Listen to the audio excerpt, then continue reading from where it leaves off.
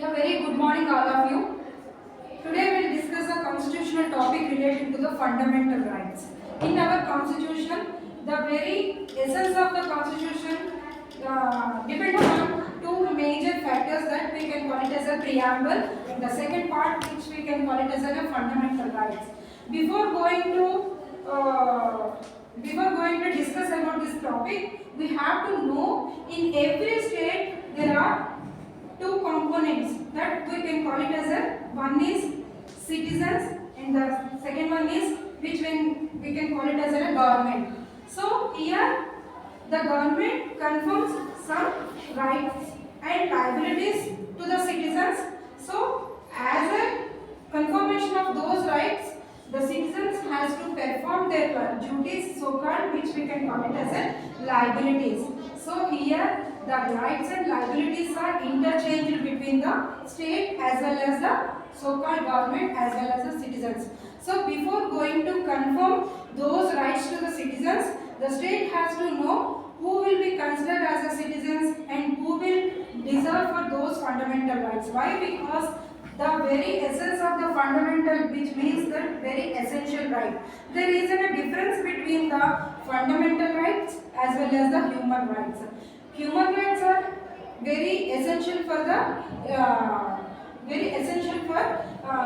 living existence కోసం essential rights which we can call it as the human rights. Whereas fundamental rights not only the mere existence of lives but also in a better manner which we can live in our society.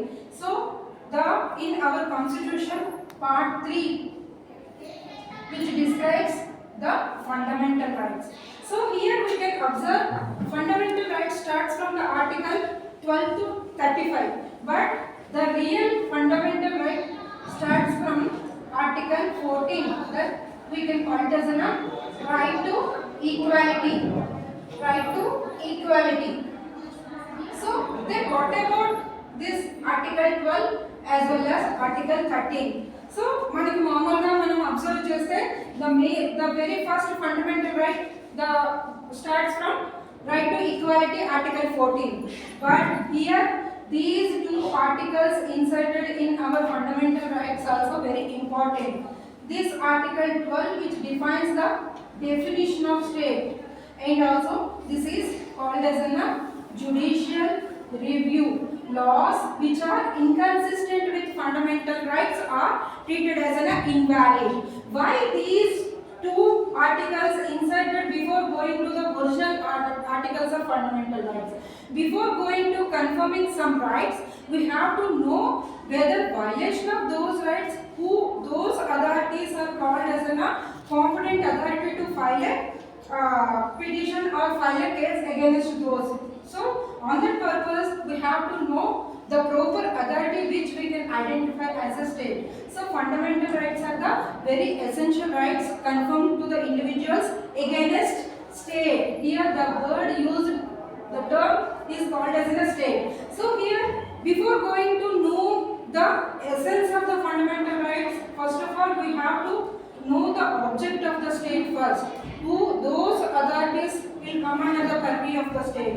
For basing of that, here state divided into 4 types.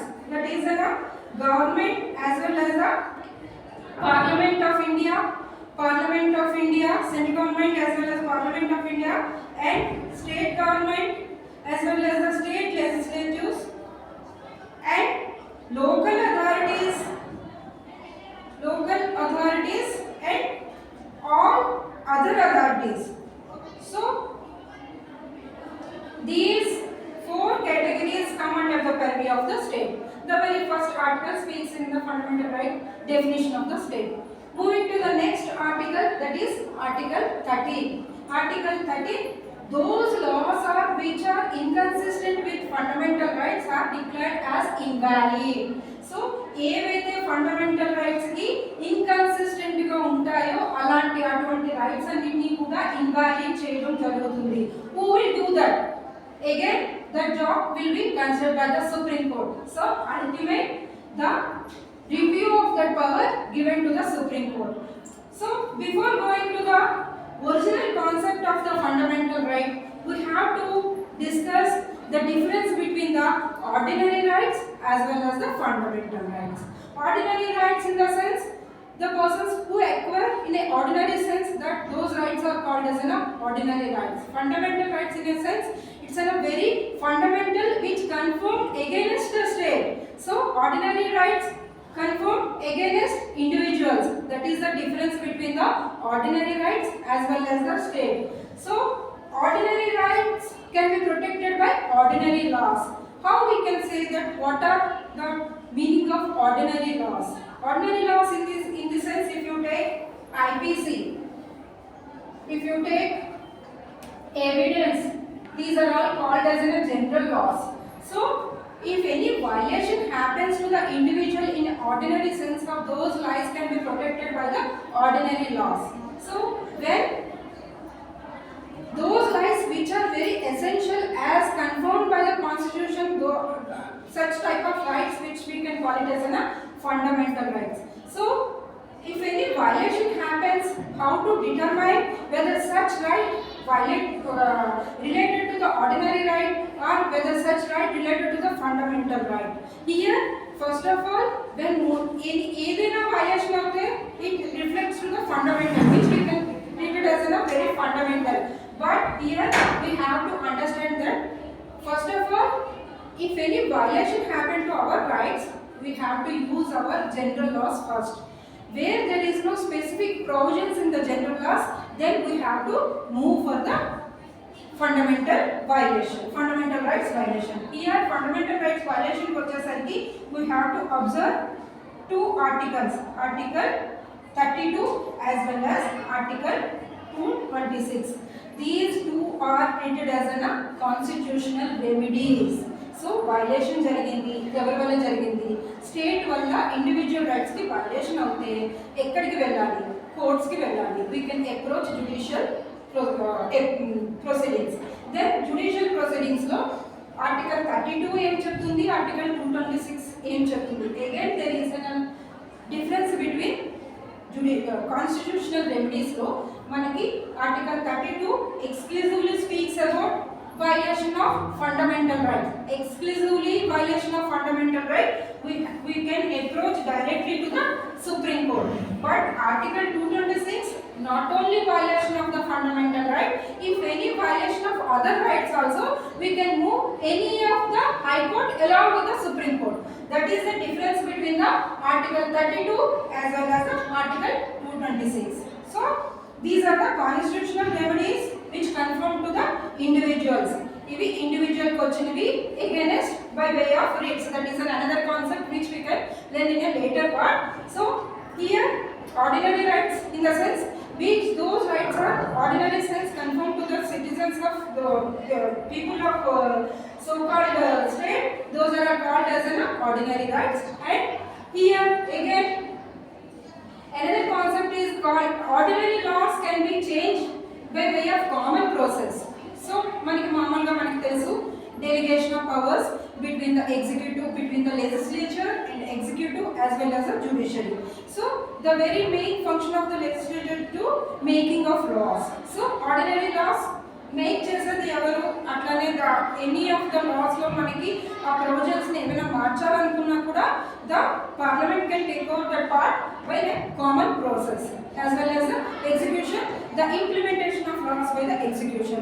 When there is an ambiguity in those laws, then it will be monitored, it will be guided, it will be protected by the judiciary. So these type of delegation of powers conferred to these three organs. Then ordinary laws commonly changed by nominal process which by the parliament can do that, as well as the fundamental rights. If you want to change any of the changes in those fundamental rights, which we can call it as a constitutional amendments, it can't be done by directly.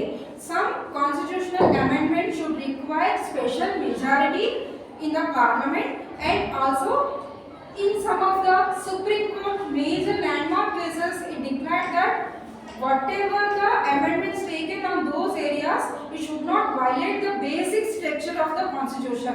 The very essence of the constitution should be protected when any amendment takes on those areas. So that is a major difference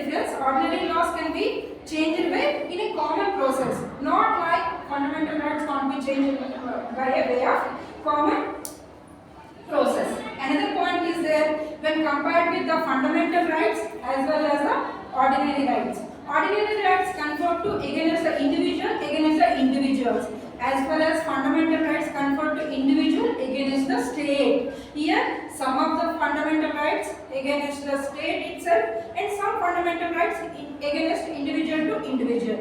Suppose if any violation happens in my land, నాకు ఉన్న ల్యాండ్లో ఎవరో వచ్చి encroach చేశారు, నా ల్యాండ్కి violation అయింది, then even though it indirectly hit the fundamental right, first of all we have to use our general laws before going to use our fundamental rights. So the basic difference between the ordinary rights as well as the fundamental rights, we can observe that fundamental rights are conferred against the state, conferred to the individuals against the state, whereas the ordinary rights conferred to the individual against the individual. That we can observe, and ordinary laws can be changed by nominal common process, whereas fundamental rights can't be changed in an easy manner. So fundamental rights are again protected by the judiciary, the way of writ concept, which we can call it as a constitutional remedies. So these are the basic info relating to the fundamental rights. Next, moving to the original concept relating to the fundamental rights. Here I already told that the very essence of the fundamental rights start with the concept of the state definition. So as the concept of the state definition, lot of landmark judgment decided by the Supreme Court, all authorities come under the purview of the state, or any government authorities or any delegated powers of functions can be come under the purview of the state and the concept vachinappudu. Here Supreme Court delivered and described various doctrines relating to this concept. And one of the concepts which we can observe as far as Article 12, that is adjustum generis. Adjustum generis. Adjustum generis means of the same kind. Of the same kind. How far it related to Article 12? Article 12 లో మనం చెప్పుకున్నాము 4 parts ఉంటాయి. ఈ authorities అన్ని కూడా state పరిధిలోకి వస్తాయి. That is called as a central government, parliament, state and state legislatures, all local authorities. All local authorities in the sense all municipal, panchayati raj, all local area authorities are come under the purview of the local authorities. And next one is all other authorities. So ఈ రెండిటి వరకు వచ్చేసరికి ఎటువంటి problem లేదు, ఎందుకంటే these two are in these two areas, these powers are conferred directly by the constitution to these two areas, that is government and the parliament as well as the state and the state legislature. ఇవన్నీ కూడా ఈ రెండు కూడా ఒకే రకమైన sovereign inherent powers ని అవి perform చేస్తుంది. Then original conflict వచ్చేది ఈ రెండింటికి, local authorities as well as the all authorities. Whether all local authorities come under the purview of the state or all other authorities come under the purview of the state అన్నప్పుడు supreme court ఇచ్చిన university of Madras versus Shantabai and some other cases లో adjustum generis అనే concept ని చెప్పింది. అంటే suppose adjustum generis in the sense car, bus, cycle ఇలా ఉన్నప్పుడు next road transport ని మనం ఇక్కడ ఫిల్ చేస్తాం. Why? Because these are the which reflect the transport, road transport ని రిఫ్లెక్ట్ చేస్తుంది. సో అలాగే ఫంక్షనింగ్ ఆఫ్ అథారిటీస్ లో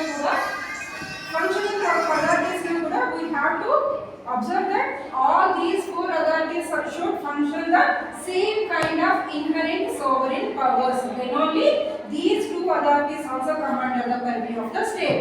And a concept ni introduced chesindi Supreme Court in several landmark judgments.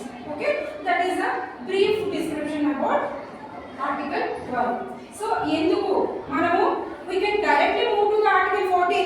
మనం rights గురించి మాట్లాడుకుంటున్నప్పుడు డైరెక్ట్ గా article 14 right to equality గురించి మాట్లాడుకోవచ్చు కదా.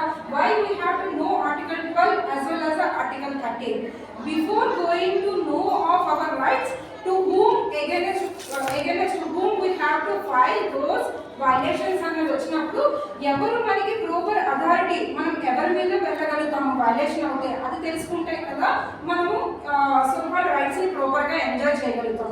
So that's why first of all they define the proper authority to whom against those violations can be filed అని తెలుసుకున్న తర్వాత then the original rights we have to discuss.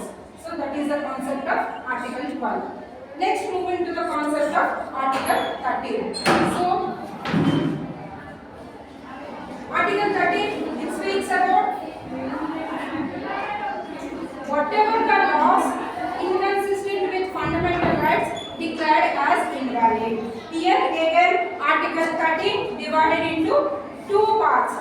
Article 13 subclass 1, Article 13 subclass 2. Article 13 subclass 1 speaks about the pre-constitutional rights as well as the Article 13 subclass 2 speaks about post-constitutional laws. So whatever the laws, whether it is pre-constitutional or post-constitutional, those laws are which are inconsistent with fundamental right. ఏ విధంగా fundamental right కి సరిపోని విధంగా ఉంటే అటువంటి loss అన్నిటిని invalid చేస్తుంది. Again ఎవరు చేస్తారు? who will do that? Again the entire monitoring mechanism will be given to the judiciary by the constitution itself.